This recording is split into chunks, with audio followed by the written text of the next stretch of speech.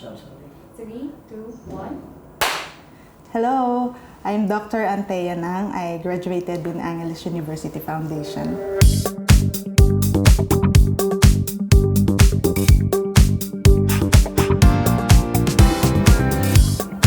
Yun lang.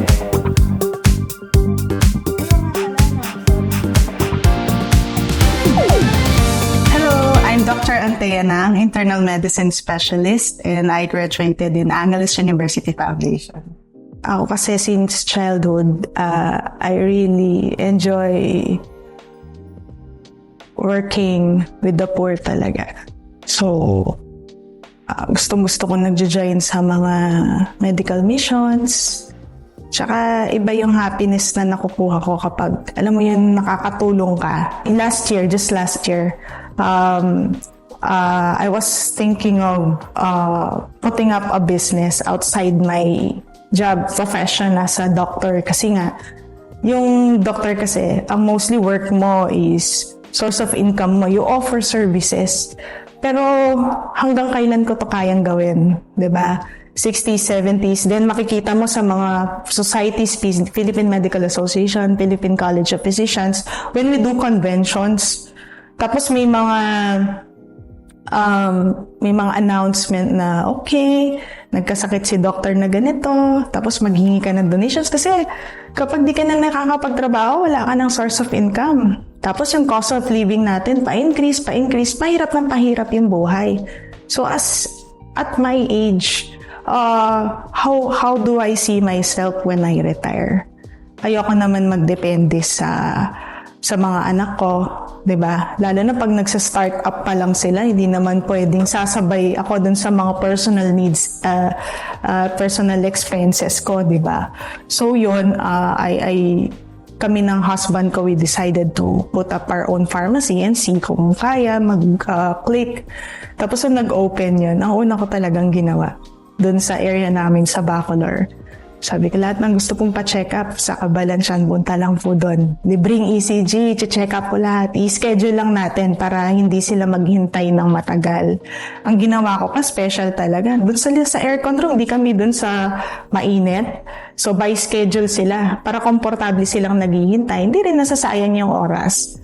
Tapos, nagtataka nga yung asawa ko, sa lahat naman na bubukas ng negosyo, ikaw yung pinaka magastos. Kasi may mga loot bags pa ako, may mga pamerienda pa, parang nagpa-party talaga ako. Yung hindi pa kumita yung pharmacy, puro abono na. Tapos ang daming laman ng loot bag, may pagkain. Hindi, actually, ito talaga yung pangarap kong gawin. And isa nga, nung binibless nga yung pharmacy, isa lang yung sabi ko, yung pinagdasal ko nung time na yan. Sabi ko, yung sana itong place na to maging instrument para makatulong sa ibang tao. That's why we started selling our medicine, yung competitive price, yung affordable.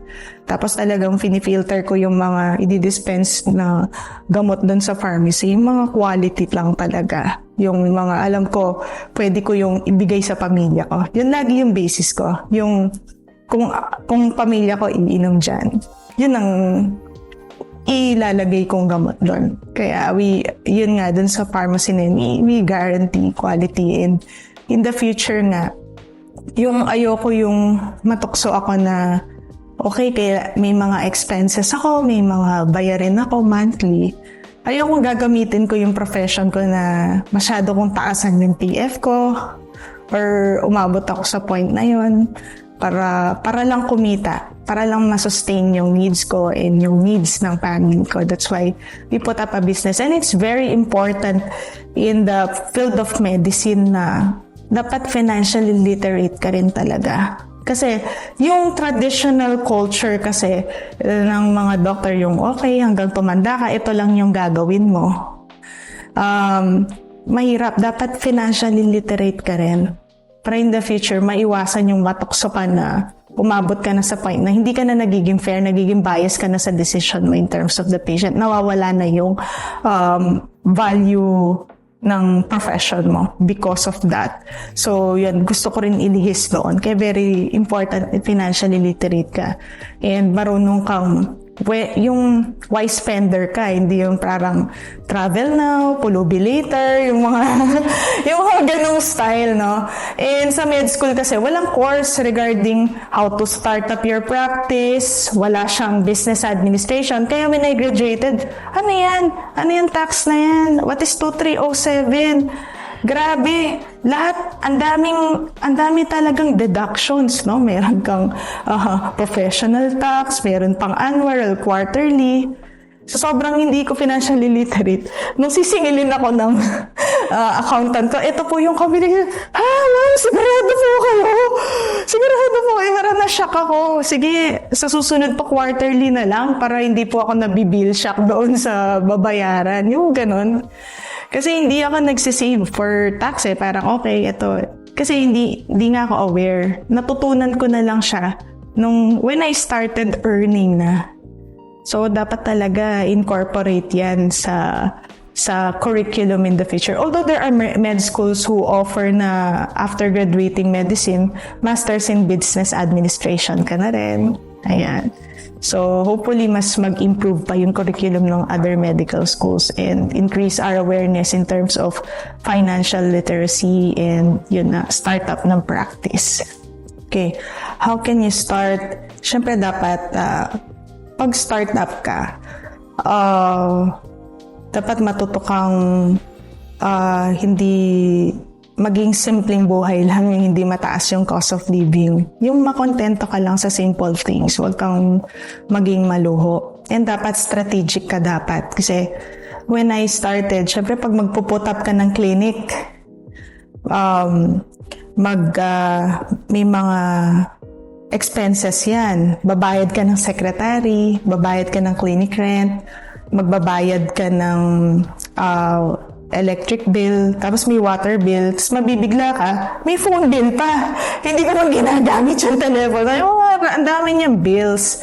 And yung mahirap nun, pag magsisimula ka, hindi ka naman kilala pa talaga. So, 6 months to 1 year, wala ka masyadong pasyente.